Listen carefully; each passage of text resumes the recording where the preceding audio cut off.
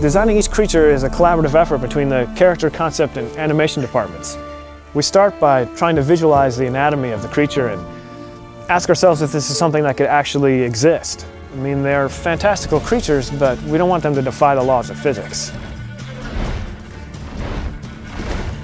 In order to become the best monster hunter, you must first learn how to understand your foes. Books and essays usually give you the information you need, where they can be found, their attack pattern, and what they fear. And it is your job to figure out the best way to kill them. Geralt has a lot of tools available at his disposal for fighting enemies in The Witcher 3. His steel sword, for instance, is used primarily for fighting human opponents, and his silver sword, which he uses for fighting monsters. Geralt can also use a crossbow for fighting ranged or flying foes that are trying to keep their distance from him. Crossbow is also very useful for fighting underwater against swimming monsters, such as the Siren. Harpies are vile feather creatures that fly around you and circle you. Now the only way to deal with them is first to bring them down. And that's where your art spell comes in handy. Sort of compressed air that will bring them down to the ground where you can finish them with your sword. Some monsters in The Witcher 3 can actually swim. These can attack the player while he's in the water and even go as far as attacking his boat. This can be really dangerous for the player if the monster has a natural affinity for water, such as the Drowner.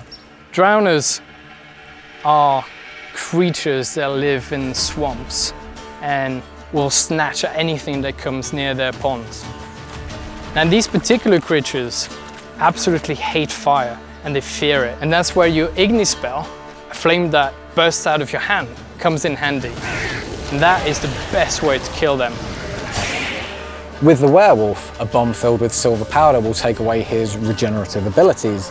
This will make it much easier for the player to defeat him after.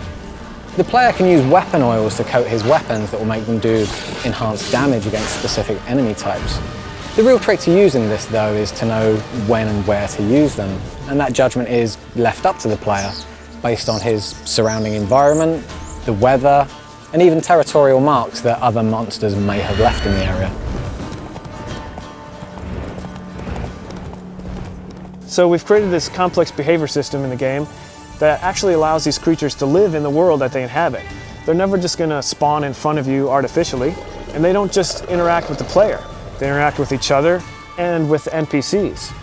We've created a unique ecosystem that includes monsters, animals, and humans, all living together, fighting, trying to survive, and you are merely a spectator. Now it is your choice to interfere with whatever is happening in front of you. But don't forget, every action you take in The Witcher has its own consequences.